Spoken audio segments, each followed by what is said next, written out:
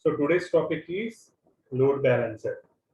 Okay, load balancer and auto scaling. So I'll explain the auto scaling part tomorrow. Okay, today I'll explain about the load balancer. So what is the meaning of load balancer? What is the meaning of load balancer? Okay, for example, okay, you have running one application course. You are running one application course in one instance. So suddenly this instance is got down. Okay, suddenly this instance is got down. The reasons may be any one of the reason. So is down. So because of the excessive RAM utilization. Okay, the RAM is very high. So then what happened? The server is down. So the application is not accessible to any one of the user. Okay, so the application is suddenly down. For example, in the festival season, suddenly the offers will be there. So at that time, what happened? So the most of the customers are so visiting the sites. So when they are visiting the sites, what happens? Suddenly the load on the server will be increased. So what happened? The instance will be go down. If the proper care is not taken, so what happened? So the server will go down and the application is not available to a single person too. Okay, single person, the application is not available. So for that, what you need to do? Any answers? Okay, understood, right? My question. So you are running one application. So in single server. Okay, so suddenly the application is go down because of excessive RAM utilization or number of customers which are visiting the site are increases. So suddenly the application is not accessible to even single person. Then what you able to do?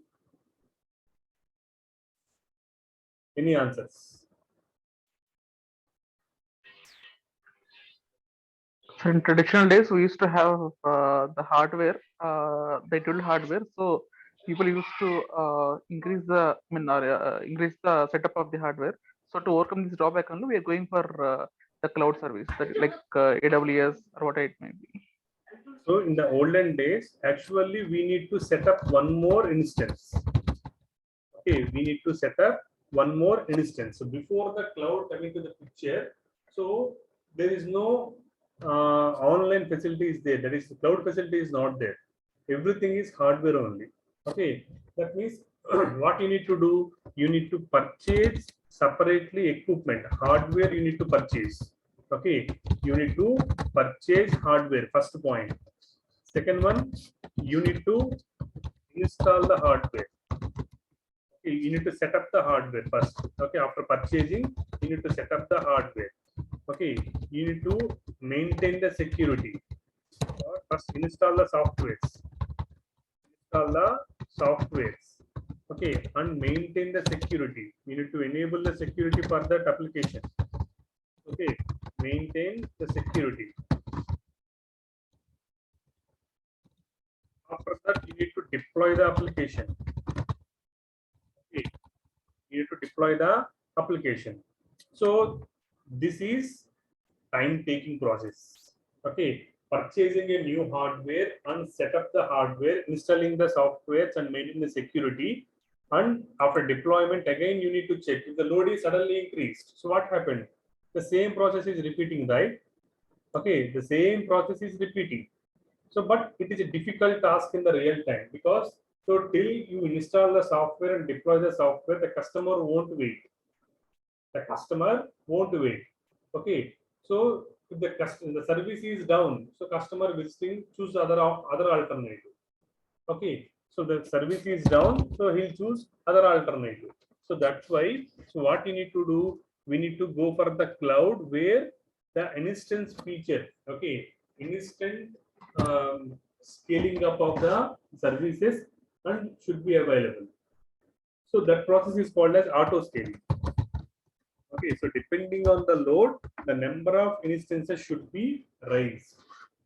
Okay, if the load is decreased, so the number of instances should be also come down. But before that, okay, so if you are running a single application, an application in a single machine, Okay, so that is not at all advantageous, because if the machine is go down, so the service is not able to access to any one of the person. So therefore, what they are doing means in the real time, the single application can be placed in multiple servers. It can be placed in multiple servers. So then what happens if any one of the server is go down, the remaining servers will serve the customer requirement. Okay, that is the main objective. But if you are purchasing the physical hardware, that is a costly as well as time taking. Okay, because now today you need some emergency because customers are increased, so you are purchasing the hardware. So tomorrow there is no that much of requirement is there. So then what happened? So there is no need of the additional equipment. So you need to shut down all this equipment. You need to shut down all these additional equipment. Okay, because if you run this equipment, additional maintenance cost and everything will be there. That's why instead of running this additional equipment, you just simply shut down this one. So then what is that one? It's a waste of cost. Okay, so depreciation cost also will be there. So that's why because of that, today's most of the companies are going for the cloud. So in the cloud, what happened? So a single application can be deployed in multiple servers. So then what happened? This process is called as load balancer. If any one of the server is go down, so then the remaining servers will serve the customer requirement. So therefore the application is running continuously 24/7. Okay, if irrespective of the load, so the, the application is running continuously. Okay, so this process is called as load balancer. So what's the meaning of load balancer? Load balancer means so deploying of a single application in multiple servers. Deploying of single application in multiple servers is called as load balancer. Okay, and one more thing. So hope you understand what is meant by load balancer. Now I have deployed the course application in one machine. Now suddenly requirement is high. So then what I need to do? I need to set up one more instance. Okay, I need to set up one more instance, and again I need to repeat the process of course deployment. That means before course deployment, we have some processes there, right? First, you need to install the Java. Okay, you need to install the Java. You need to install the Tomcat. Okay, you need to make the Tomcat as a OS service. Okay, in the real time it should be there. Otherwise, okay, every time you need to manually start the service. Okay, so OS service, then you need to do deployment. So these steps will be there in the real time. But if the suddenly machines are increasing one by one, so you need to repeat all these steps manually, right? Okay, you need to log in into the machine. First, you need to log in into the machine, new machine. Then you need to install the Java. You need to install the Tomcat. Okay, you need to make the service as OS service. Okay, you need to do the deployment. And then you need to check the access, whether it is accessing or not. So these many things are there for each and every instance, even though it is cloud. Okay, even though the course is okay, depending on the load balancer in the cloud, you need to repeat all these steps. You need to repeat all these steps. Am I correct? Okay, so correct. Presently at starting, the course application is deployed in one machine. So suddenly the requirement is increased. So then what happened? You are deploying the same service in another machine. Okay, so for 2 machines, okay, you can do that. For 3 also you can do it. If 10 machines are there, then what you can do? Okay, can you deploy? Can you repeat the process in each and every machine? It is a time-taking process. This is also time-taking process because in every machine you need to log in. Every machine you need to execute. You need to do the Java installation, Tomcat setup, OS service, deployment, accessing, everything you need to check. So, so to overcome the drawback, okay, so what we need to do, we have a concept, Amazon providing a concept called Amazon Machine. In short, this is called as AMI. In short, this is called as AMI. So what is the meaning of Amazon machine image? So all these process you are completing in a single machine. Already this course application is running in the first machine. So what you are doing now, you are simply taking the image of this machine. Okay, you are taking the image of this machine. Now, while launching the new instance, you are not starting from the scratch. Instead of starting from the scratch, you are taking the existing image. So that what happened now, this new instance will contain the complete setup. Whatever the setup which is there in the first machine, so the same setup will be dumped into the second machine. Similarly, you can repeat for this number of machines. Okay, you can repeat this setup for number of machines. Okay, so this is the process in the real time we are doing. That concept is called as Amazon machine image. Okay, so before going to the load balancer, I need to explain this concept because these two are related. Because you need to install the application codes in multiple servers, multiple instances. So that's why you don't want to repeat the process in each and every machine. But taking, for example, 2 to 3 machines for a practice, you need to log into the machine. You need to install the Java. You need to install the Tomcat. Okay. So OS service is not a big problem for practice purpose. So you need to do the deployment and you need to do the accessing. So you need to repeat all these steps for 2 to 3 machines. It is time-taking process. That's why instead of that, so by taking the image of the existing machine and just use this image for the new instance. So the process I will show now.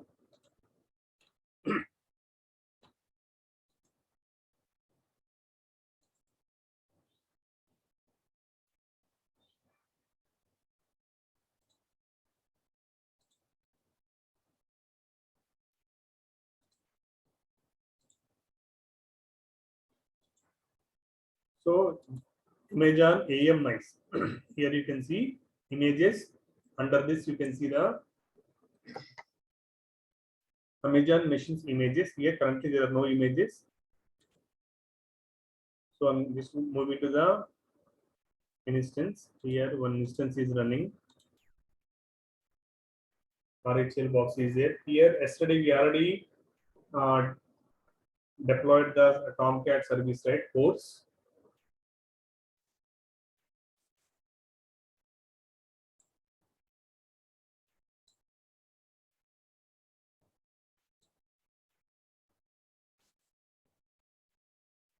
So remember, so this service is deployed in the AP South 1B.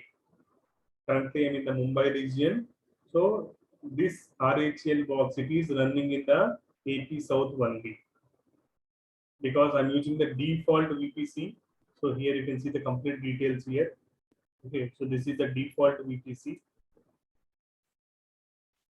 So I have just while creating the instance, I just use the random.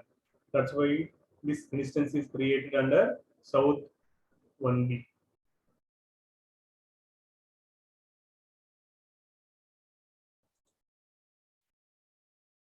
So here, this is an instance. I'm logging into the machine.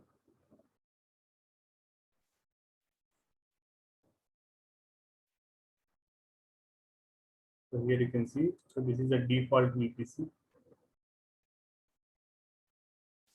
So default. In the name here it is. So default VPC. Yes. Because I'm not created any new VPC. So if you want, you can create a VPC and practice. You know the process of creating VPC, right? So currently I'm using only default VPC.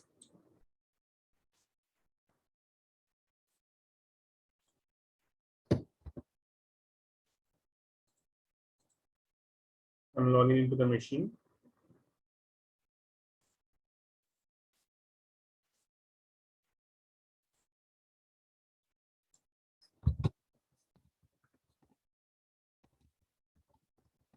So if you see in the machine, Apache Tomcat is there here.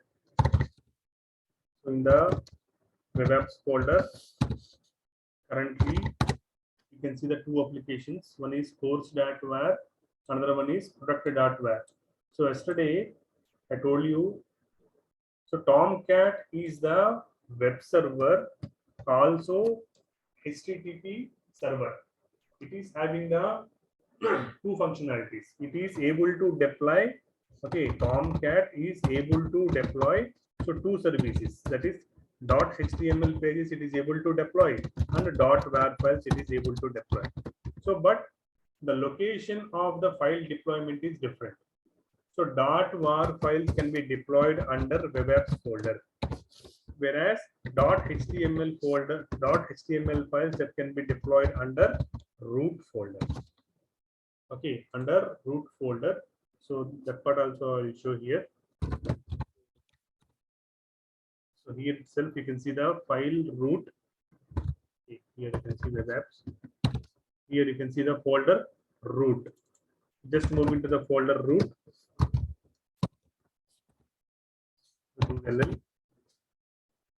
So here this is the folder you can dump the HTML files. For example, here I'm creating one HTML file.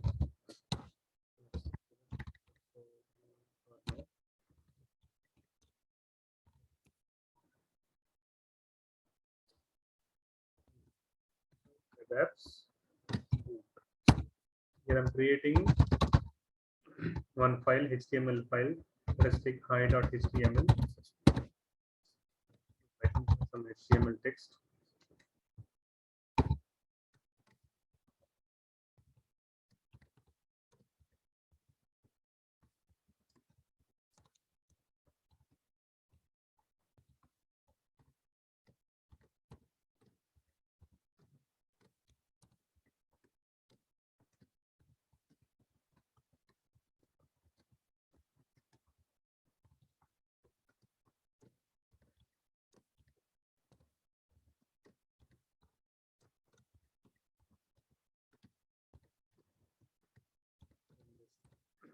Saving this one.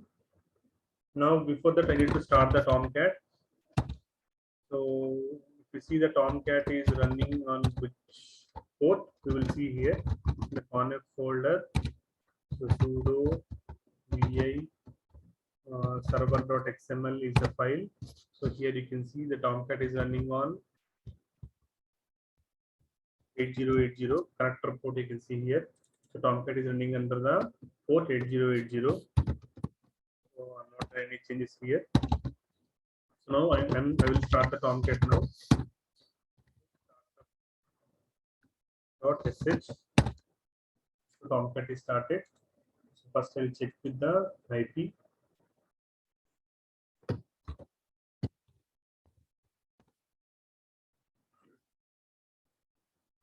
So Tomcat is started. Now if you see the first, I will check the course image. The course is working.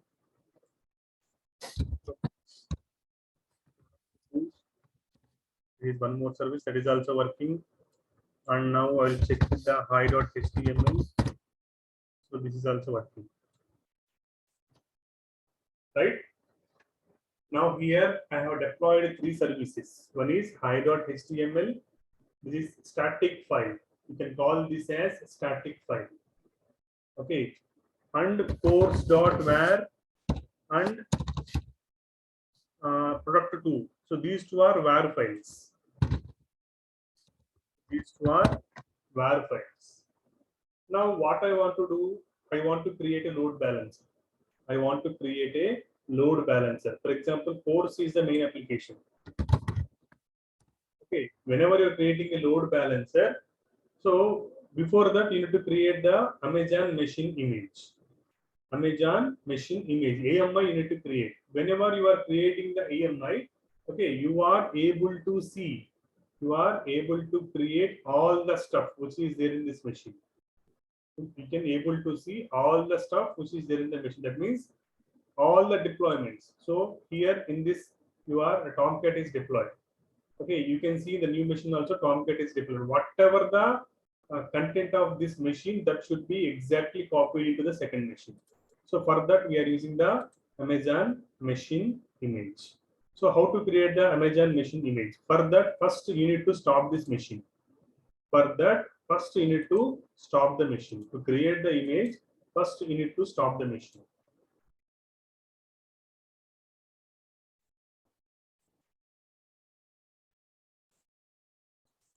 Understood, right? With the help of Tomcat, we both deploy, we can deploy both static applications as well as web applications. Static applications means HTML applications and web applications. So now machine is stopped now. So how to create the image? So go to the actions. So click on the image. So here you can see create image. So it is asking for some details, image name. Okay, so you can give the image name as RHL image. Whatever the name you can give. I'm giving this name, RHL image. So description also same, RHL image I'm giving here. So you need to select this checkbox. Very, very important of this setting. You need to select this checkbox, no reboot. So if you just click on here, you can get the message.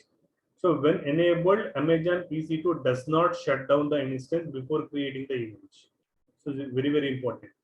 So before creating the image, so the instance will not be shut down. Okay, when this option is used, the file system integrity on the created image cannot be guaranteed. Okay, so that's why you must check this box as like this. Okay, so if you uncheck this one, so reboot will happen. Okay, that's why if you don't want reboot, so we don't want reboot, therefore we just check this box. Now this is a default information you can see. So this is a volume type. Okay, so root, so that image can be stored under this volume as a snapshot. It is storing that. Okay, it is storing the image as a snapshot. So just now I'm creating the image. So image is created. So whatever the image created, you can check in the AMIs. In the AMIs, you can see the image. So for the sake of here, I'm creating this as RHL box 1. So now I'm starting this image, starting this machine.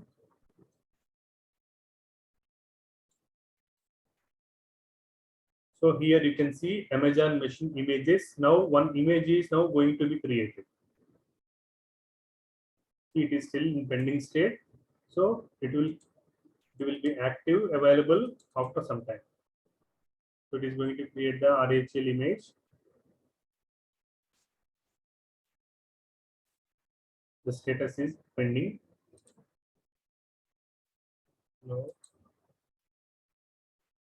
and I'm changing the name to RHL box 1. So once this image is ready, then we will create the new instance. We will create the new instance. So I'm giving the name here as RHL image.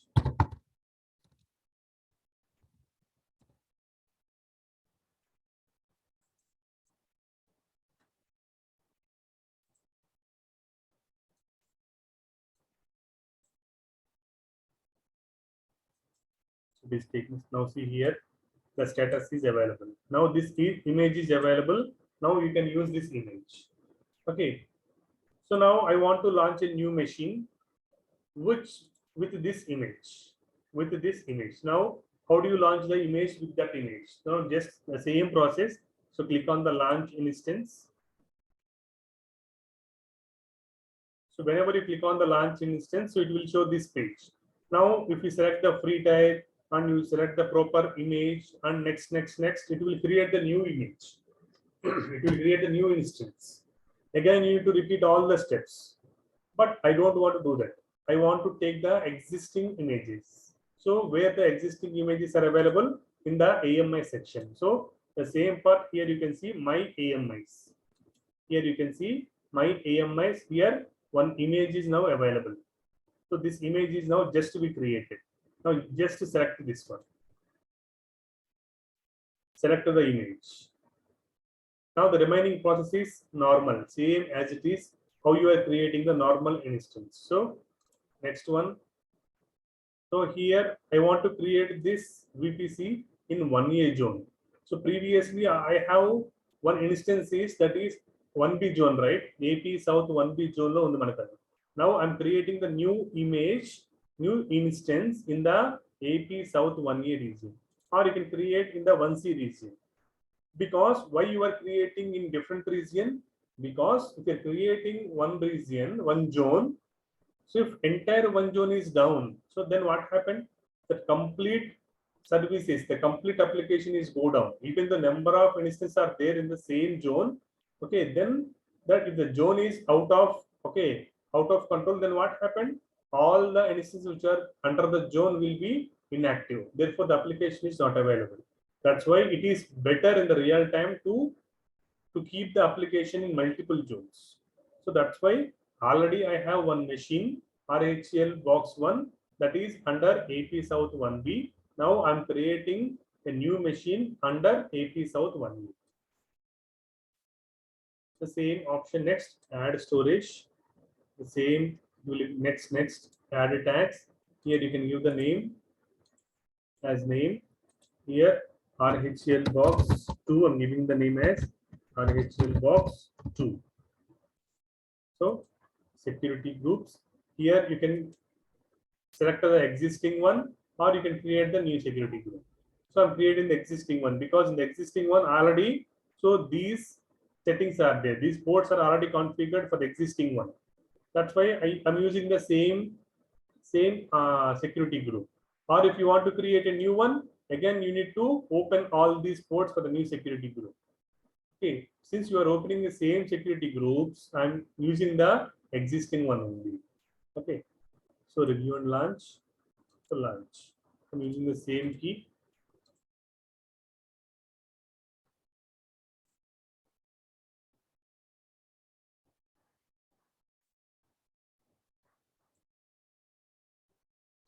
Now see here, new machine is launched, going to be launched. So one machine is AP South 1B, other one is AP South 1A. Now what I need to check in the new machine?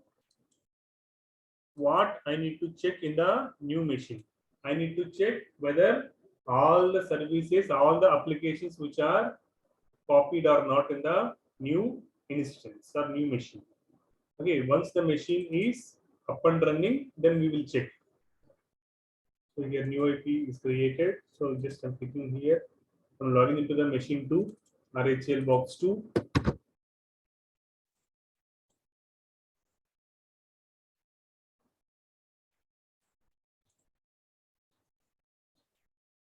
So still the machine is not running, not yet ready.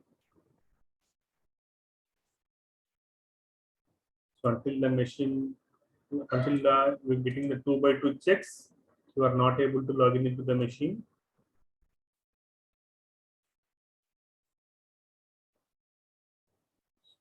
So still it is not loading.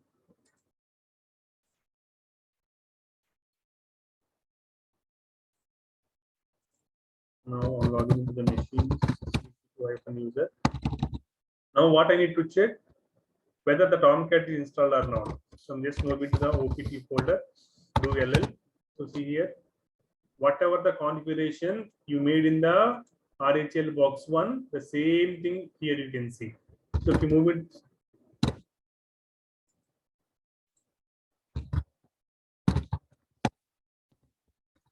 into the RHL Apache Tomcat and web apps folder. So now can you see the same files? So we have the course.var is there and the product.var is there. So two files are there. So if you move into the root folder, so can you able to see the i.html that is we created. So see here you can see the i.html. Now the process is completely reduced, right? So no need to install the Tomcat, no need to do the deployment. Okay, so everything is simple. Now you can easily access the applications with the IP. Now just use this IP. So just 8080. But here the so see here Tomcat is running. Tomcat is up and running. So just access the applications. See course is running. 2 is running and i.html that is also running. Right now you have two machines. Okay, you have two machines. Now the application is running on the two machines. So here also you can check. So here also I'm running the same application. Now see, in the two machines, two applications are running. So in the real time, what you are doing? So in the real time, are you able to access the applications with IPs? For example, you are logging into the Facebook or Amazon or Flipkart with the names, right?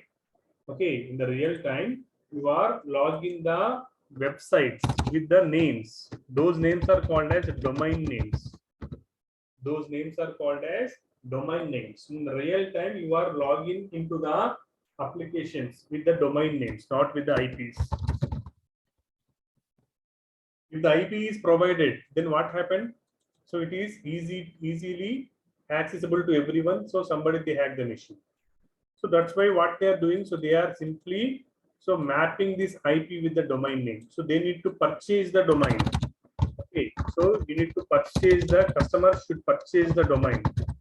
So once the domain is purchased, so then they will map the IP under this domain. They will map the IP under this domain. Okay, so in Amazon also we have one service called as Route 53. We have one service is called as Route 53. So with this service, so we can create the domain names. We can create domain name, but this is not a free service, so charges will be there. Okay, I think $2 or $5 will be there for creating the application website. For creating the application of a website, so I don't know exactly how much cost it is there. So charges for creating a website or for purchasing a domain, not a website, sorry, for purchasing a domain. Purchasing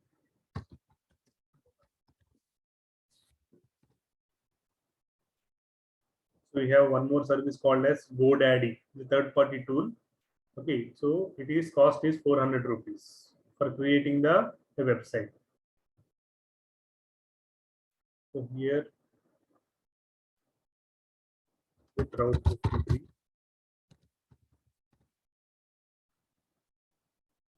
So you can see the Amazon Route 53 pricing. So this service is not a free service. It is a chargeable service.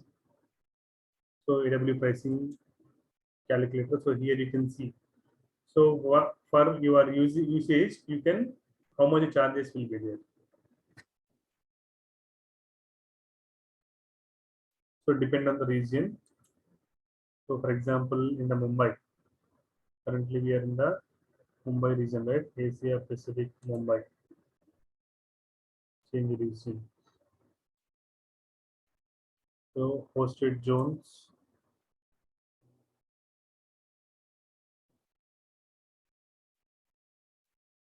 Here you need to give the complete information before that.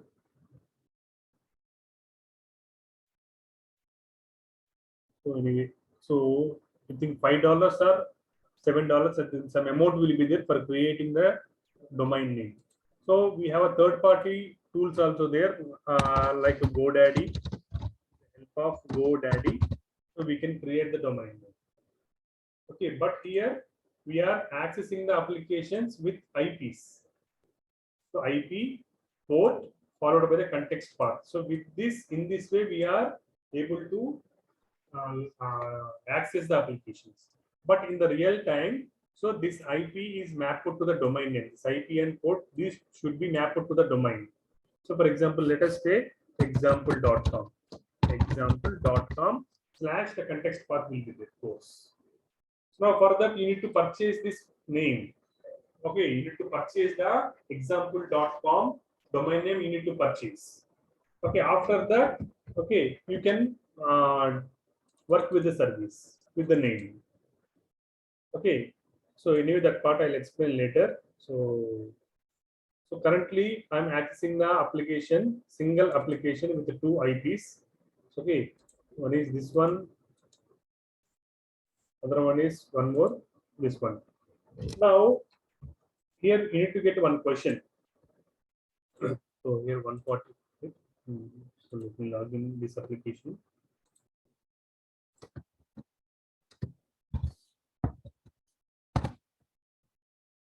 So now tell me, some customers are there. They want to access the course application, this application. So if the customers, it is very difficult to remember this port, this remember IP. Okay. So for example, they remember this IP. Okay, good. Okay. So suddenly this IP, this machine is go down. Okay. Suddenly because of excessive RAM utilization, this machine go down. So then what happened? The customers don't know the service is working in another IP. Okay, the customers don't know the server is working in another IP. For example, so let us take 100 machines are created or 1000 machines are created. 1000 machines are having 1000 IPs. 1000 machines are having 1000 IPs, and in the 1000 IPs, course application is running. So now, if I provide the 1000 IPs to the customers, okay, so is it the right way to remember to launch the application, to access the application? It is not the right way, right? If you provide the 1000 IPs to the customers, so it is very difficult. So they also don't know. So they need to check one by one which IP is running or not, which IP is not running. Okay, it is very, very difficult task. So for that, what in the real time, what they are doing means, so all these 100 IPs are connected to a load balancer. All these 1000 IPs are placed under a load balancer. Placed under a load balancer. I'll show one image so that you can understand clearly. Okay, now whenever the customers are accessing the application, first the request is goes to the load balancer. First the request is goes to the load balancer. So once the request is hit the load balancer, so from this load balancer, the request go to the IPs. Which IP is there? Which IP is free? Which machine is having less RAM utilization? So based on that, the service will route. Okay, the request will route to the proper machine, which is having less memory usage. Okay, so instead of hitting, for example, if I provide the 1000 IPs, so most of the customers are hitting the first IP only. So the first machine is overloaded. The first IP will go down. The first machine will go down. So that is not the right way. So if all the 1000 machines are actually placed in the load balancer, then the request, whenever the 1000 members are accessing the application, so then the first request is go to this load balancer. So from this load balancer, the request is routed to the, so these 1000 machines as per their free memory availability. Okay, so I'll show one image so that you can clearly understand. So before that, I'm showing the Amazon machine image. Hope you are understanding the Amazon machine image clearly.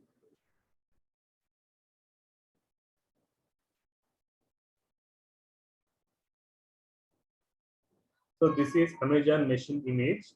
So generally, so this is the browser. So here, user are accessing the application. User are accessing the course application. So whenever they are accessing the application, so it will go to the two app servers. Let us say application server is 1, application server is 2. So let us take the courses application which is running on the port 8080, and DevOps is another application which is running on the port 80. So what happened? First, I'm creating the image of this machine.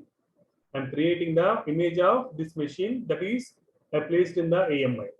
So the AMI will contain the image of this app server 1. Now, while creating the app server 2, I simply take this Amazon machine image, existing image, and with that image, I'm creating the new app server 2. Therefore, the new app server 2 will contain all the contents of app server 1. Understood? So this is the AMI. Now, if you see the load balancer, so this is the load balancer. So this is the topic. So whenever the users are requesting an application, whenever the users are accessing one application, first the request is go to the load balancer. So from this load balancer only the request will be routed. So different machines. Okay, the request only routed to the different machines. So this is the one machine which is having the IP. Okay, this is another machine which is having the IP. So then what happened if, for example, this machine is go down? If this machine is go down, so the users are still accessing the application from this app server 2. Okay. Meanwhile, we can do any issues in the app server 1, we can do the repairs here. So when the app server 1 is again alive, so then both servers will serve the customers. Understood the load balancer concept? So whenever the users are requesting an application, so first the request will go to the load balancer. So just imagine without this load balancer, what happened? So the user must remember the IPs. So and they must work with the IPs only. If the corresponding machine is go down, for example, app server 1 is go down, the users which are accessing the app server 1 are no longer to access the machine. Okay, and if they don't know, if they know the app server 2 IP, they can access the machine. If they don't know the IP of this machine, what happened? They are not able to access the machine until the app server 1 is ready. But because of the load balancer, what happened? So the number of applications, the number of machines, okay, which are placed under a single load balancer. So what happened? Whenever the users are accessing an application, the first request is hit the load balancer. Whenever the request is hitting the load balancer, from this the request will be routed to the available instances. Okay, so if any one of the instances go down, so the application still available, still access to the customers from other machines. Okay, understood, right? What is meant by load balancer? So any doubts in this image? So any doubts in this image, you can ask me. If you don't have any doubts in this image, so then I'll proceed for the configuration of load balancer.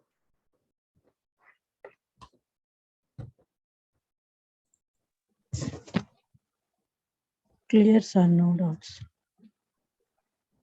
Yes, okay. Next, still other persons, if you have any doubts in this load balancer, because this is very, very important concept. Load balancer and auto scaling. So these are the main two features of cloud. That's why.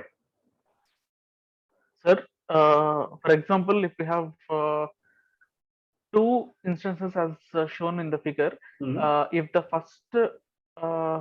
first instance can handle 100 machines, I mean 100 requests, and will the second instance be allocated if all the 100 capacity is filled, or if it is filled with 90 requests, then will it go to this when the second instance or what, sir? Actually, so there is no such limit. So whenever for example, 1,000 members are accessing this application, so the first request is not directly go to the app server 1. It is first hit the request to the load balancer. Then this load balancer distribute the number of users to the available servers. Okay, all the 100 instances are not applied to the single machine. It will distribute to all the machines which are available under load balancer. Is it randomly or what, sir? Like evenly, randomly means based on the memory usage. So based on that, it is allocating randomly only. Why? Because if single instance can handle, for example, if it can handle 100 requests, then if all the 100 requests are fulfilled, then automatically that will be done. Why? Because the RAM will be Yes. utilized more now. So that is the reason why I have asked this question. Yes. That's why. So load balancer concept is came into the picture. It is very important. It is a main role it is playing. Okay, it won't give the full burden to a single server. It distribute the requests to different machines, not only a single machine. How the distribution will be done? So like, is there any strategy for that, sir? Like So, statistics means that it is just allocate randomly, sir. randomly. Okay, It okay, is just sir. selecting the randomly. The number of machines are there. So based on the request, we have monitoring tool also there. We have CloudWatch is the tool. There you can see. Okay, okay, There you okay, can okay, see okay, sir. Understood. which server is handling what is the capacity of each and every server. So in that topic, I'll explain. So CloudWatch topic, I'll explain. Anyway, in this topic also, I will show the CloudWatch. So what is this machine capacity? How much CPU utilization it is there? So how much this machine is having the CPU utilization? So everything I'll show here. Okay, sir. Fine, sir. Okay. So still anybody having the doubts in the load balancer in this image? If you understand this concept, then you can easily understand the demo.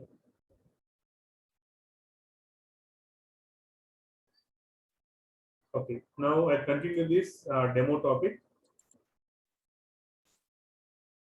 So currently I'm using the 2 instances here. So 2 IPs are there. If you want, you can use 3 to 4 also. That is up to you. Okay. So here I'm currently using 2 IPs and the single application. So course application I want to run. Not only course, you can run the proc2 also. You can run the i.html. Okay. So you can run a number of applications here. So for that, the first point you need to do here. So just to scroll down. Here you can see topic load balancer and target groups. So and at the bottom you can see auto scaling concept also there. This part I'll explain later. So first our topic is load balancer. So click on the load balancer. So click on the load balancer. So here I already told you, whenever the number of requests are hitting the load balancer, so you need to get one doubt. So here I have 1000 machines, so 1000 IPs are there. So each and every machine I can access with the IP. Then how to access the load balancer? So the load balancer also have the IP? No, load balancer don't have any IP, but it is having one DNS entry. So it is having one DNS entry is there. So with the DNS entry only we are accessing the application. Okay, that part I will show here after creating the load balancer. So create load balancer, click on the create load balancer. So here you can see 3 types of load balancers. One is application load balancer, so network load balancer, gateway load balancer. 3 types. Okay. So depending on the application, you can use different types of load balancers. So this is also called as classic load balancer. So see here, there are 4 types of load balancers. So application load balancer, network load balancer, so gateway load balancer and classic load balancer. So 4 types are there. So here you can see the 4 types. So fourth one. So here is a classic load balancer. Okay, so when you are going to the step by step, the features are which are increasing. So application load balancer can handle HTTP and HTTPS protocols. So here you can read a description, you can clearly understand. Okay, it can able to handle HTTP and HTTPS protocols. Whereas network load balancer is related to these protocols, TCP, TLS, UDP protocols. These are related to the network type. Okay, so next one, gateway load balancers, which are related to the IPs, third party. So these are used for third party virtual appliances. And fourth one, classic load balancer. It is a mixture of above. Okay, it is a mixture of application load balancer and network load balancer. So the combination of application load balancer and network load balancer is called as classic load balancer. Okay, so if you use any one of the load balancer, that is costly, it is chargeable except the application load balancer. Okay, application load balancer is a free type. You can use this via because currently we are accessing the applications which are HTTP only. That's why I'm choosing the application load balancer here. So just simply click on the create application load balancer. So give the name here. So let us give the name as HCL. Okay, let's suggest some name. Say course LB. Okay, so course LB. So I'm giving the name as course LB. So here the settings will be default settings. So here IPv4 you need to give because in our India we have IPv4. Okay, if it is a US, then you can go for IPv6. So but still it is India, so you can use the IP version 4 only here. So now here load balance protocol here. So I already told you. So there are two types of protocols, HTTP and HTTPS. So HTTP is the default port is 80. So if you are using the HTTPS, the default port is 443. So in the real time, you must use the HTTPS only. Okay, in the real time, you must use the HTTPS port protocol only. It is running on the port 443. But it is a demo purpose. We are using HTTP only. If you are using HTTPS, you need to upload the certificate. You need to upload the certificate. So that part also I'll show here. So currently I'm just choosing HTTPS here. Okay.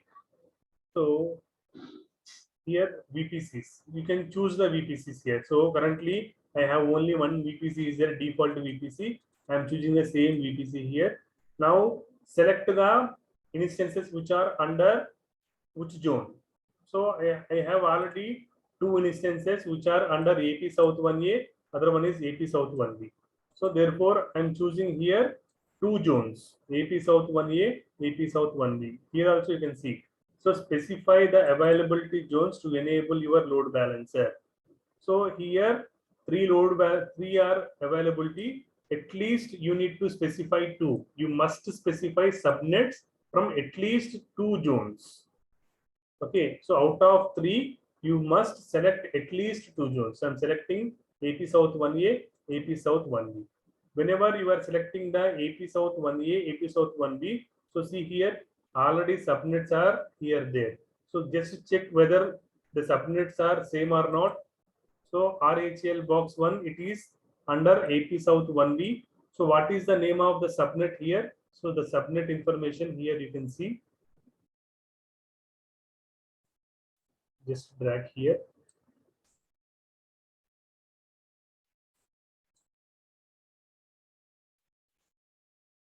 Not here. So here also you can go at the bottom, you can get the subnet ID.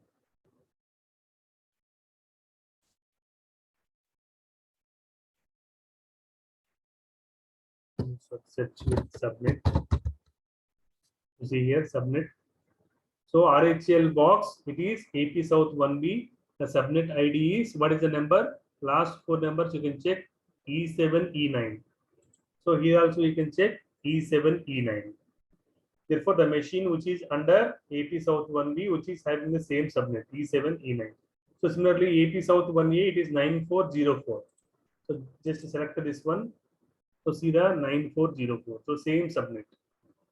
Okay, the machines you are create under the two zones. Now you are selecting the two subnets. Now here tags, you can give the tags here. You can give the name of the load balancer. So name as name.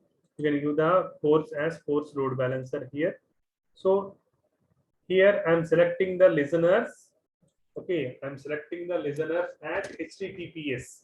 But in our practice, we need to take only HTTP. If you take the HTTP, okay, now after do these availability zones and you give the tags, just click on the next. So it is asking one important point here. What is this? So you are selected HTTP, but it is better to take the HTTPS. Okay. So if your traffic to the load balancer needs to be secure. So if you want to be a secure application, then use the HTTPS protocol. Okay, if you want to secure traffic, then you can use HTTPS protocol. So for example, if I use HTTPS protocol here I have used the HTTPS protocol and I have done the availability zones. I have given the tags, then click on the next. Now see, it is asking the certificate. Select the default certificate. Okay, you need to upload the certificate. Okay, then only your application is secured. Your traffic that you are routing is secured. So you can upload the certificate in many ways. So Amazon also, okay, we have a service so called as certificate manager. Okay, Amazon certificate manager. So with the help of the certificate manager, you can create the certificate. Okay, with the help of the certificate manager, you can create the certificate. So just, but this is a chargeable here. It is not a free service. Okay, so that's why with the help of this, you can create a request for a certificate. So by clicking this, okay, and next, you will get a certificate at the end. So just give the certificate here, upload the certificate here. So our certificate name. So just click on the next. But currently, there is no certificate for us. Therefore, I am choosing HTTP only. So click on the next. So click on the next. So now here, security group. So for load balancer also, I need to give the security group. So I'm creating a new security group for load balancer. So for safety purpose, or you can also use the existing one also. You can use the existing one also, no problem. So for that, I'm creating a new security group here. So configure routing. So I'm creating the next one. So configure routing. So it's a very, very important point here. This is the main task. Target group. Okay, target group means, so now you are done, you are doing the mappings. You are doing the mapping. So target. So which applications you want to run or which instances you want to add. You want to add to the target group. Okay, here you need to add the instances to the target group. So you just read the description, you can understand. Your load balancer routes the request to the target group using protocol and port. Okay, so here what you need to do, you need to add the instances to this target group. Okay, here I am running the 2 instances. Okay, with the same application. Now I want to add these 2 instances to the target group. For that, I am using the configure routing target group. So just to give the name. So the name is course TG. TG means target group. So here target type is instance. I'm adding the instances. Okay. So if you have the IPs, you can also give the IPs. Okay. So I'm adding the instances. So now protocol. So here the protocol means if you are accessing the Tomcat related applications. Okay. If you are accessing the Tomcat related applications, then you need to give the port as 8080. Or if you are accessing the HTTPD based applications, okay, you need to give the port as 80. Remember these 2 points. If you want to access the, for example, I want to access the course application or I want to access the product 2 applications. So these 2 applications are deployed using Tomcat. So these 2 are deployed using Tomcat. Therefore, for that, we need to give the port as HTTP and the port is 8080. Or if you want to access the hi.html application, so that application is deployed because that is HTML application, static application, which is running under the port 80. Therefore, for that, you need to give the 80 port here. Okay. So, but here what happened? This hi.html is also deployed using Tomcat only. Okay. If you are deployed any application hi.html with HTTPD, then you need to give the port as 80. But here these 3 applications I'm running with the Tomcat only. These 3 applications I'm running with the service Tomcat only. Therefore, I need to give 8080. Here I'm giving the 8080. So here health checks will be, all these will default. All these will default settings only. Just click on the next one. Now, this is also very important. Register targets.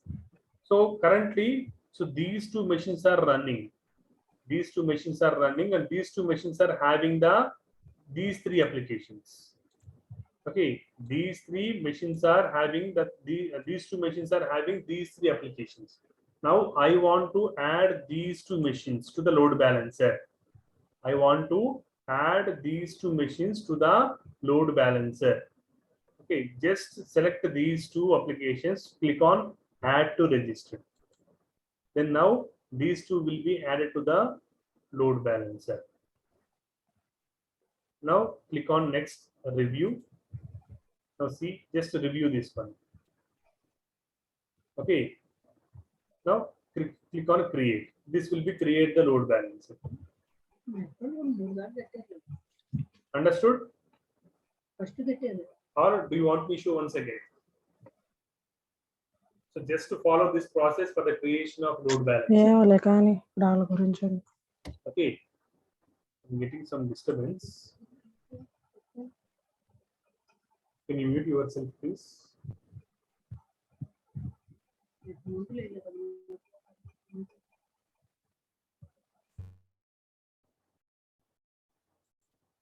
Okay. So now this is the process of creating the load balancer. So now see, the load balancer is now provisioning state. It is under provisioning state. So it is not active. So we need to wait for until it is active. Okay. So I'll show once again the process of creation of load balancer. So click on the create load balancer. So select the suitable load balancer. So default it is application load balancer. So click on create. So give the name. So let us take the course 1 because it is already taken course.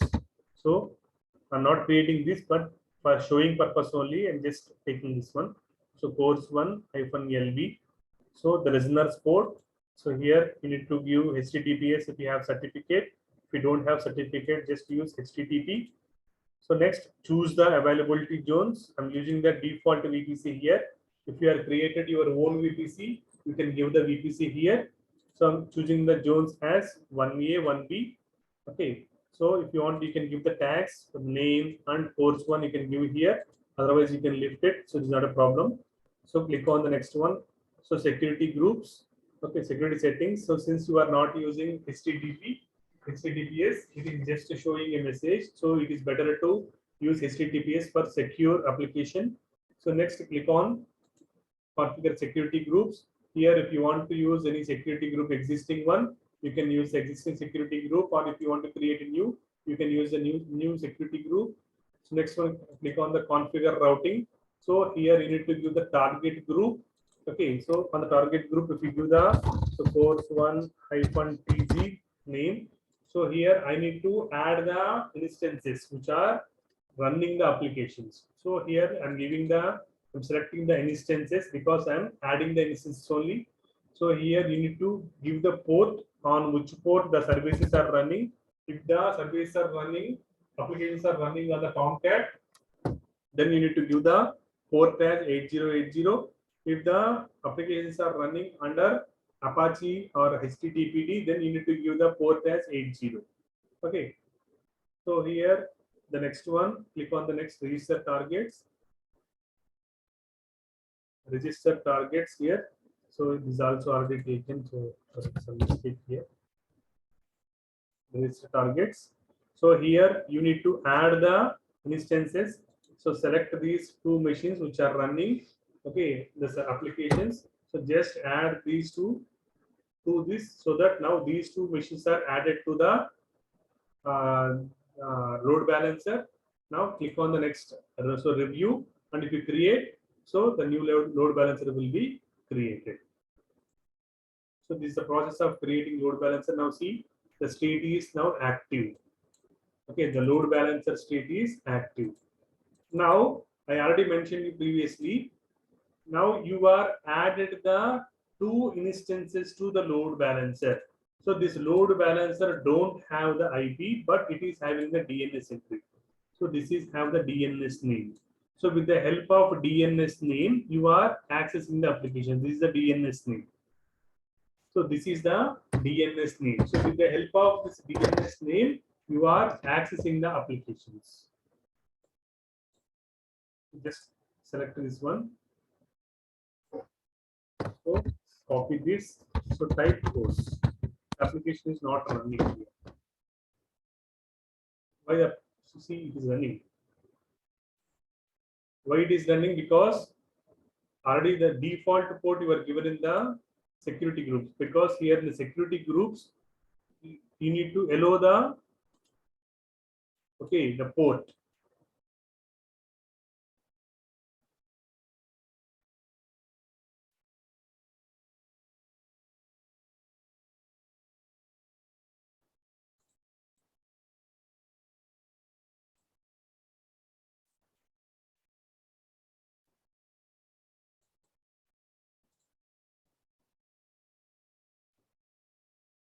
So here it is already allowed. Okay, so that one.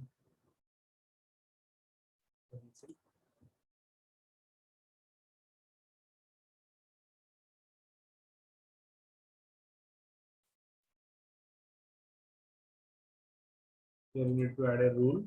That means 8080 you need to open the port to the security group. Save rules.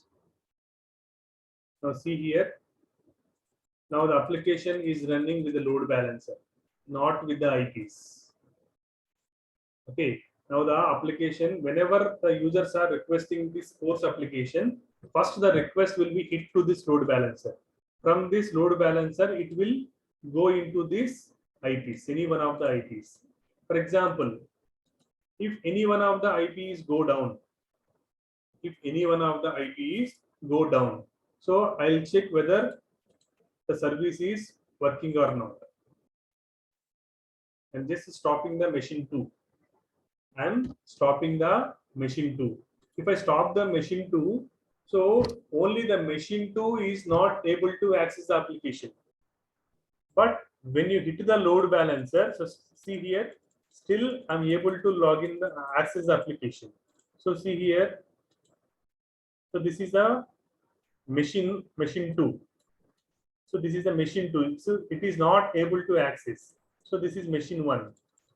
So I'm able to access the application from machine 1, but I'm unable to access the application from machine 2. Okay. So, but still I'm able to access the application from load balancer. So see here. So machine 2 is not able to access the application because that machine is down. So RHCL box is down. RHCL box 2 is down. So therefore, I'm unable to access the application from machine 2. But still, I'm able to access the application from machine 1. And also, most important, I'm able to access the application from load balancer. Because whenever the user access the application, the first request, it will hit the load balancer, not the IPs. From that load balancer only, the request will be routed to the IPs, internal IPs. So see here, since the machine 2 is not available, so all the requests which are routed to the machine 1 only. That's why the application is now, it is able to access to the customer. If both machines are down, so then nobody can access the application because that IPs are completely down in the load balancer. Understood? The services in the load balancer are completely down. Therefore, no user can able to access the application. Okay. Understood, right? Load balancer concept.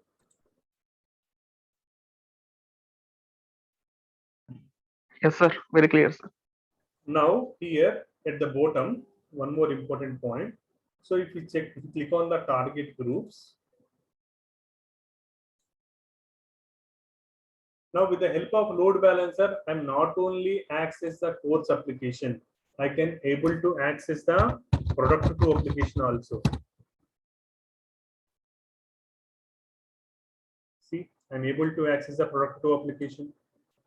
I'm able to access the hi.html also.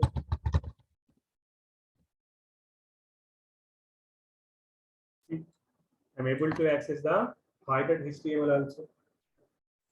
So this is the machine 1 IP. So here also I can able to access the product 2 application. Here the hi.html also I can able to access.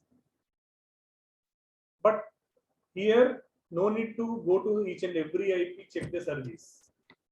Okay, so one load balancer is there. So this load balancer, it will route the proper request to the existing machines. Okay, so here in the target groups, okay, in the target groups here you can see the details here. We need to read each and every point here.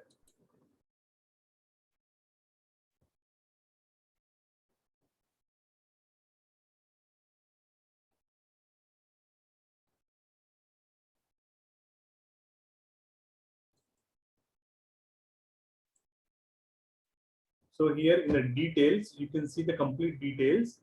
So target type is instance you have selected. So protocol is HTTP 8084 and protocol version is HTTP 1. So the VPC is default VPC and IP is IPv4 and load balancer name is course LB. So total targets are 2. So you have selected the 2 machines. You are mapped the 2 machines and out of 2 machines, one is healthy, one is unhealthy 0, unused is 1. Okay, so if you want to access the application from the 2 machines, you need to get the 2 machines should be healthy status. Now I'm relaunch the machine RHEL box. I'm starting the RHEL box 2.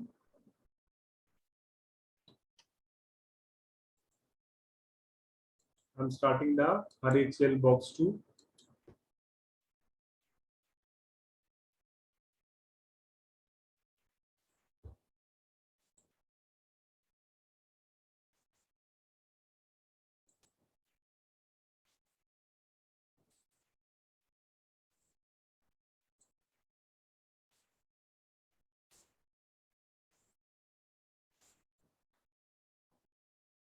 Now machine is running. So now you can able to see the application from the first machine also. Whenever you relaunch the machine, the IP will be changes. Application, the machine IP will changes. So therefore, we need to give this IP here. So see, from the first machine also, you are able to launch the application. Now from the load balancer also, you can able to launch the application. Course.html or any application you can launch from the individual machines. So machine 1, machine 2, load balancer. You can launch the application. Now here, if you see here the status is changed, right? So total 2 targets are there. So 2 are healthy. Here in the target groups section, okay, in the target groups section, when you click on the course target, what is the name of the target? Here you can see. So 2 are healthy. Now at the bottom, come to the bottom. So here you can see targets, monitoring, health checks, attributes, tags. So first in the target section, so you are added the 2 machines, right? RHEL box 1, RHEL box 2. You add the 2 machines which are there in the AP South 1A and 1B. So 2 are healthy. So see the health status. So 2 machines are healthy. So if you want to access the application from load balancer, so first you need to check the health checks of the 2 machines. If these 2 are healthy, then only you are able to access the application. Otherwise, you are not able to access the application. Next, monitoring. I already told you previously, right? So CloudWatch is the tool used for monitoring the RAM utilization or CPU utilization. Okay, so here you can see the monitoring purpose. So see here, unhealthy hosts, healthy hosts. So target response time. So request, how many number of requests which are reached. So see here. So currently 22 is the count. So it's next. Here you can see the complete graphs you can see here. Okay, so related to the course.tz application. Okay, here you can see the complete load. Okay, minimum 1, maximum 2, average 1.5, so some 18. So the complete information you can see here.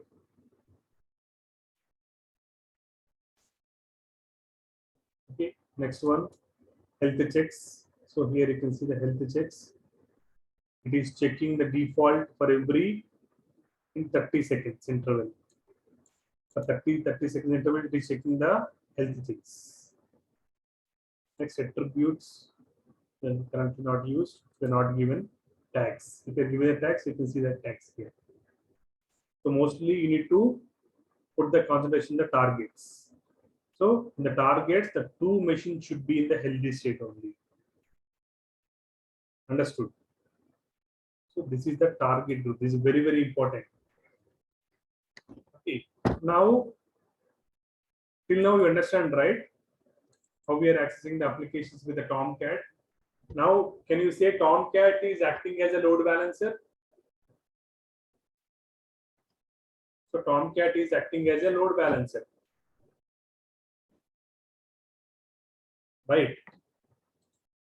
Understood, right? How we are run the services with the load balancer? Clear? Any doubts in this concept?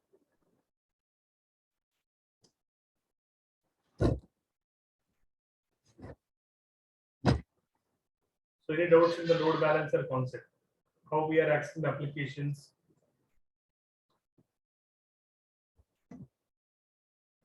If this is clear, next I will explain.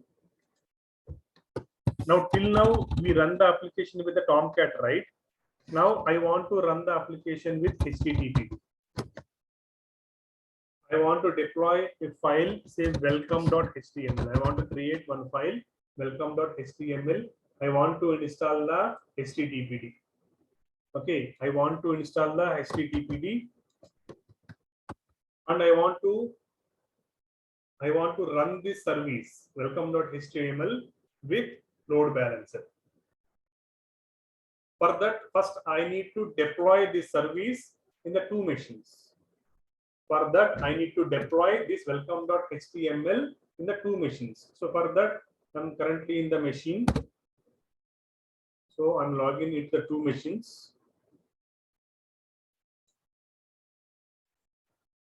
I'm just deleting, closing these things. And first log into the RHL box 1.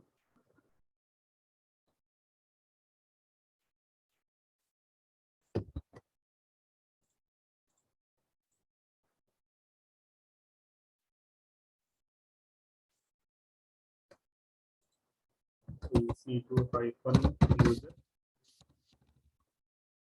So here I want to launch an application welcome.html with the help of HTTPD service. So for that I need to install the service HTTPD. Sudo yum install HTTPD -y.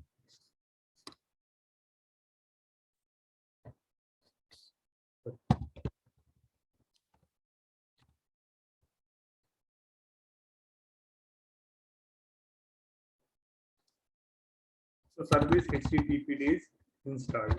Now let us start the service. Sudo service HTTPD start. So HTTPD service is started. Now let us check this machine.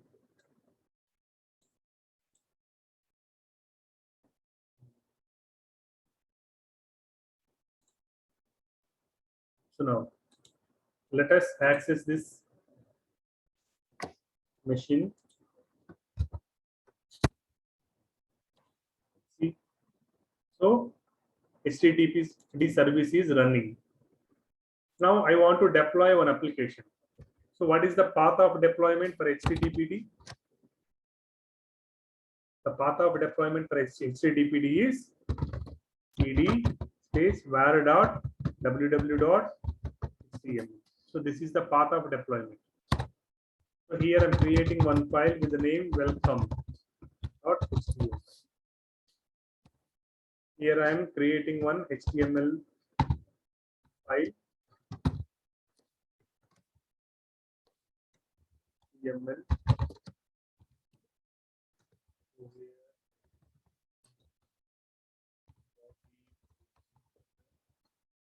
I don't know why this color is not coming here. We will add this one. The text here. This and this. Writing some text here. Which one? Here I am closing this body.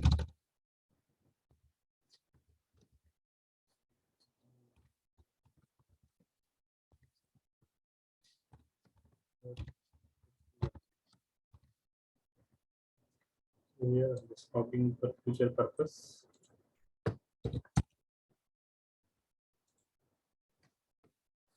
I'm just saving this file. Our deployment is done. Now let us check whether welcome.html is able to access or not. .html.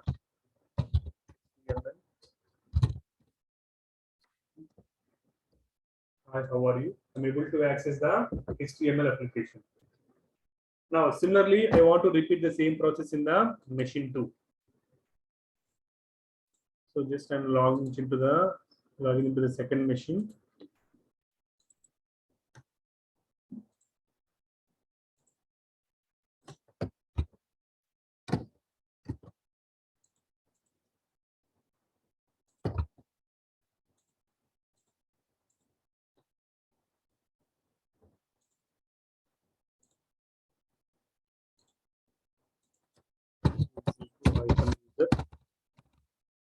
Now here also I'm just installing the package.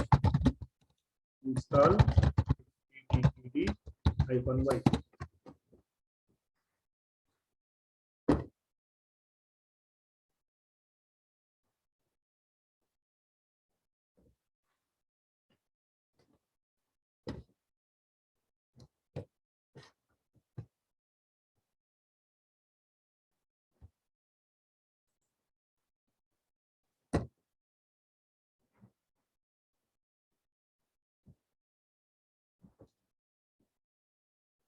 So the package is installed. Now I'm starting the service. Sudo service httpd start. Service is started. Now let us check with the second machine IP.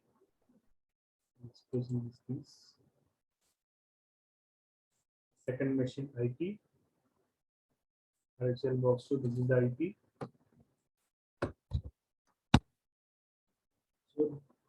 So default page is clean. Now I want to add one file. So sudo /etc where www here welcome dots. So I'm copying this text. Now, for your understanding purpose, I'm just giving the different text here. How the load balancer routing to the different machines internally. I'm giving here different text. So welcome all. Here in place of pink, I'm giving yellow.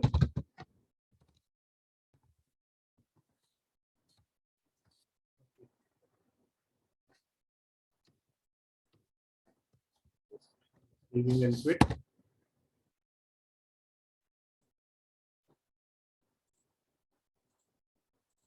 Now let us access this application. Welcome dot.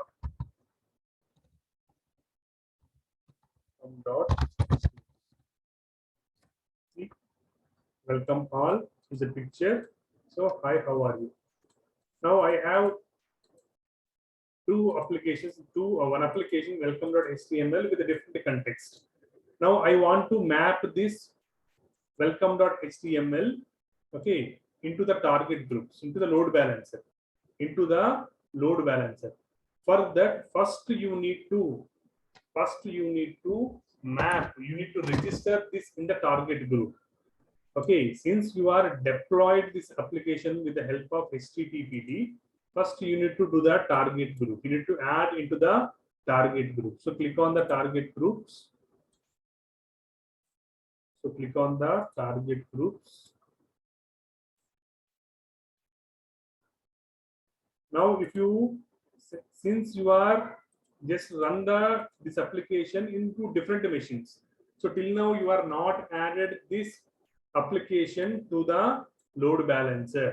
That's why even though if you run the application with the load balancer, it is throwing the error.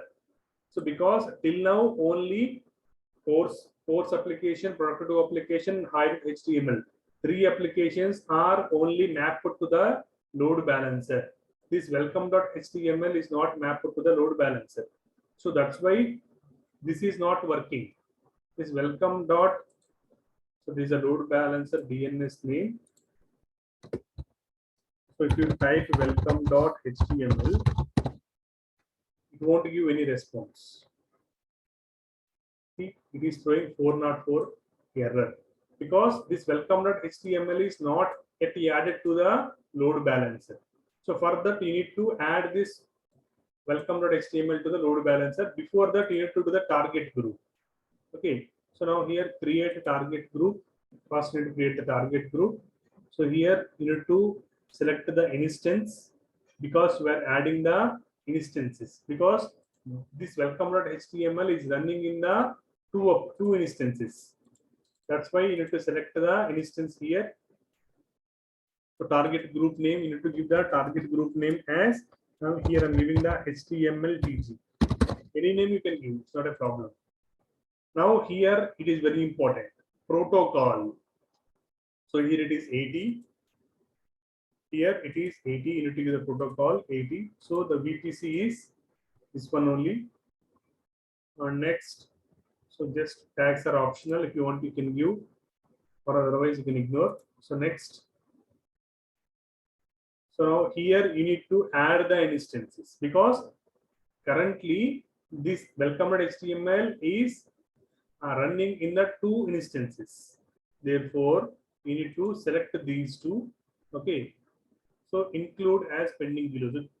So you are getting different view. Okay. Whenever you are choosing the old pattern, okay, you are getting one type of view. When you are selecting the new, okay, it's a new view. Okay, so it's the updated version. That's why it is showing a different view. Previously, it is a different view. Now it is a different view. So previously, you are getting at the bottom, just you are on the top, you have add to register. Then these 2 will be added at the top. Now here it is a different GUI. So that's why. So just to select these 2 instances. So now the port is very, very important.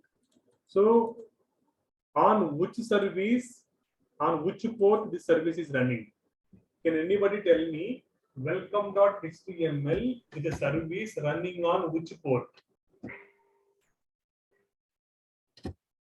Welcome.html is running on which port? Welcome.html is application that is deployed with the service with the HTTP. 8080. No. Welcome.html is application that is deployed with the HTTPD service. HTTPD service is running on the default port 80. So previously you have three applications are there. Force application is there, product2 application is there, hi.html application is there. So those 3 applications you are accessed with the help of Tomcat. So Tomcat is running on the port 8080. That's why here in place of here the port you are given the 8080. But currently the welcome.html is the service which is running on the port 80 because this is deployed with HTTPD service. Okay, this application is deployed with the HTTPD service. So we know that HTTPD service is running on the port 80. Therefore, here you need to give 80 only. Understood? Now, include as pending below. Now see here at the bottom, those two are added, those two surveys are added. So now click on create target group. Now second target group is created. Okay, now you are create the target group only. So see here, the first target group is course-tg. Okay, this is under the load balancer course-lb. So now you have created one more target group, HTML target group, but this is not yet mapped to the load balancer. That's why even though if you do refresh, you are getting the same error. So what you need to do for this, you need to give the rule. Okay, so after creating of this target group, now go to the load balancer. Go to the load balancer. After creation of the target group, you need to go to the load balancer and there you need to give the rule. What is the rule? So this is the so and so IP and :80, that is the so and so port. Under this IP, under this port, I have deployed this application. So in such way, you need to give the rule. So that rule you can give under the load balancer only. So in the load balancer, when you go to the load balancer, here you have the tab called listeners. In the listeners tab, here you can see view or edit rules. Whenever you click on the load balancer, in the tab listeners, you can see view or edit rules. So click on the view or edit rules. Here already one rule that you are given previously. Okay, while creating the load balancer itself, you are created this rule.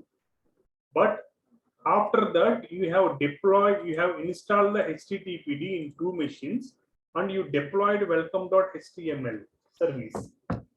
This is a separate one. That's why you need to create a rule here. So how to create the rule? So click on the plus add rules. So insert rule. In the insert rule, you need to give the condition, add condition. So what is the condition? Here you have so many conditions are there. Out of that, you need to select the path because you are adding the new path, right? You are added the welcome.html as a new context path. Therefore, here you need to give the same welcome dot slash, you must give slash welcome.html. You must give the slash welcome.html. So if this is the path, okay, if this is the context path when the user hit, then what is the action it should perform? It should be forwarded to the target group we have created. Here you have two target groups. So course target group is there, HTML target group is there. So now this welcome.html, this is the newly created web page. Now when the users are hitting this welcome.html, it should be routed to HTML target group. It should be routed to the HTML target group. Now click on save. Now the rule is completed. Now you have done the rule. Now you can check the load balancer status. See here.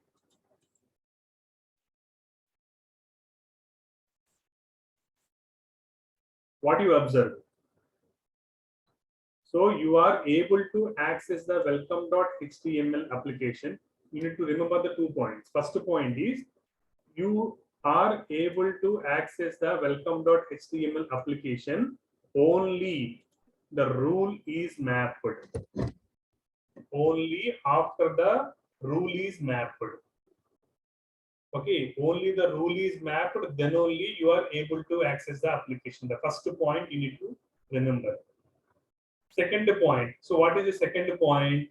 So here I have deployed welcome.html in two machines, but the content is different. So in one machine the content is hi, how are you? In another machine the content is welcome all. So whenever you are accessing the application with IP, you are getting the same message. If you hit n number of times with the IP, you are able to see the same message welcome all. But whenever you hit the service with the help of load balancer, it will internally calling the IPs. It is internally calling the IPs. So that's why you are getting different messages. So one time, hi that how are you? One time, welcome.html. Sorry, welcome all. So when the user are hitting this welcome.html for the first time, so they are getting hi that how are you?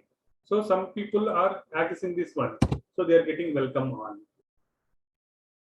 So don't think that it is showing different content, because this content you are given. Okay, this content you are given in the two machines. That's why it is showing the same content. Okay, if you are giving the same content, for example, you are accessing the course here. So it is showing the course, because in the machine 1 the course is same, in the machine 2 course is same. That's why in the load balancer also it is showing the same course. But whenever you are accessing the welcome.html, what happened? So when one time it is showing welcome all, other time it is showing hi, how are you? What do you understand by this? So whenever you are accessing an application, first it hit the request to the load balancer. From that load balancer only, it is routing the traffic to the IPs. Okay, it is routing the traffic to the IPs. Therefore, whenever it is routing the traffic to this IP, it is showing hi, how are you? Whenever the load balancer routing the traffic to this IP, it is showing the welcome all. Understood? So in this way, we can work with the load balance. For example, I'm just down this service. So let us say 109.64, right? What is that IP?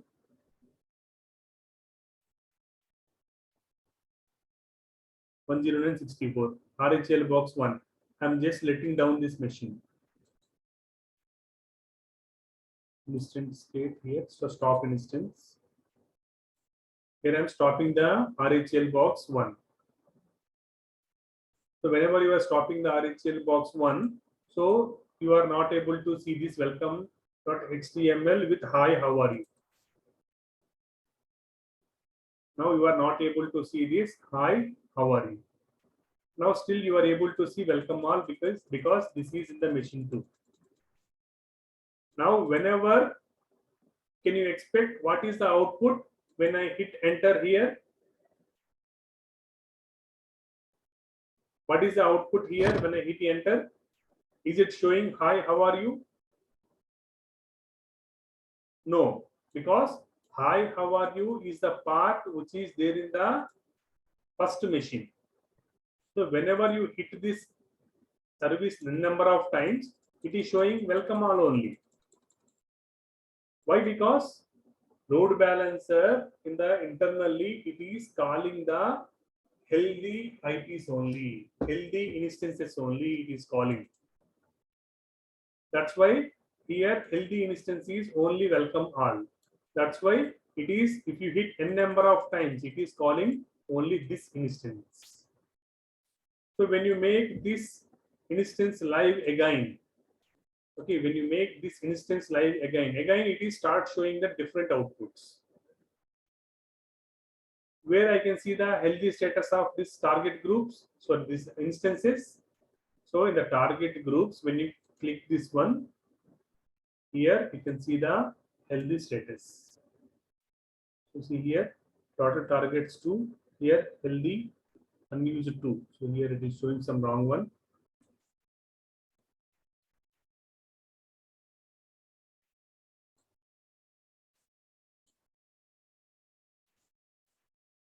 So click on this HTML. I think it is showing some wrong information because one is already healthy.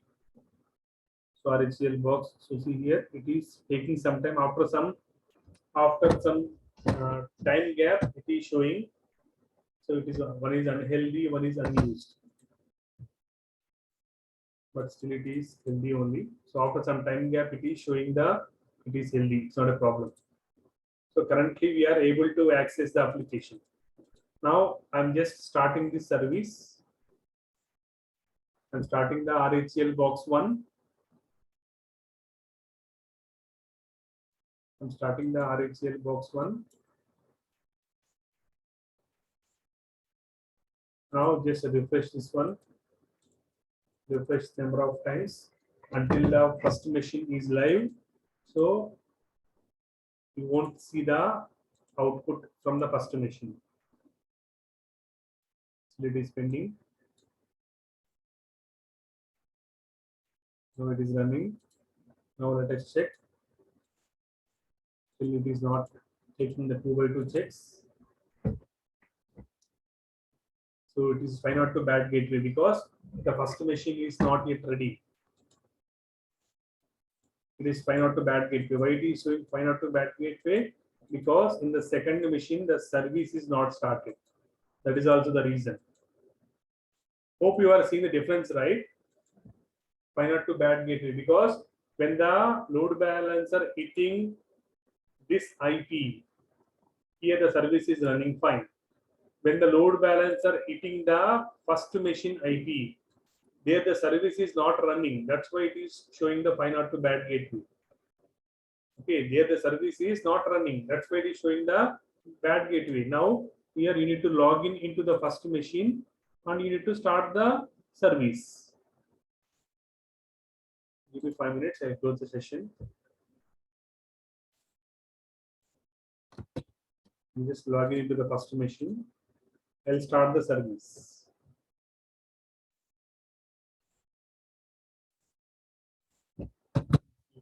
User. Check the service, sudo service, HTTP status. So it is dead. That's why it is showing the fine out to bad gateway. So if you start the service is started. Now check the load balancer. Now see, you are able to see the outputs, right? Now the two machines are running with the welcome.html outputs. Here, what you need to understand, whenever you are launching the application or whenever you deploy the application with the Tomcat in the target groups, you need to give the port as 8080. Whenever you are whenever you deploy the application with Apache or Nginx or HTTPD. So these three services are running with the port 80. Therefore, you need to give the port as 80. So see here. So target group, the port is 803. For HTML, we have created this target group. So for course.tg, so in the course.tg, we have three applications are there. So those three applications are deployed with Tomcat. The Tomcat is running with the port 8080. So you need to understand this concept. Okay, you need to understand this concept.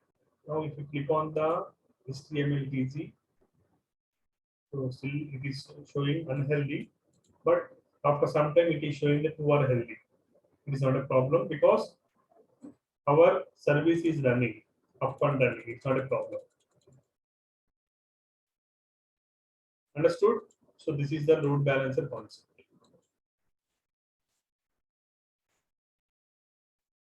Clear? Now here, so this is not running because IP is changed here. Here you need to change the IP. Now, this is the first machine which is running with welcome.html. Second machine running with the welcome.html. So this is the load balancer. So running with the application. Understood, right? the load balancer concept. So don't forget to give the rules here. So these rules are available under load balancer concept. So if you select the load balancer here under listeners, you can see the view or edit rules. Here you need to click on plus. Okay, you need to insert the rule. Here you need to give the path and you need to give the forwarding. Okay, so if you have any domain name, so here also you can give the domain name. If it is a domain, okay, then you need to give forward to or redirect to. So like that you can give here. So redirect to. Here you need to give the host name.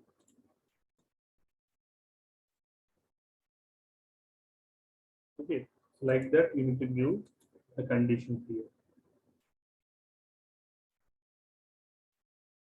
Right? Any doubts? The load balancer concept.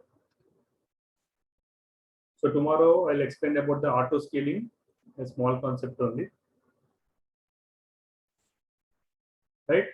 Any doubts? If you don't have any doubts, so let me stop the session.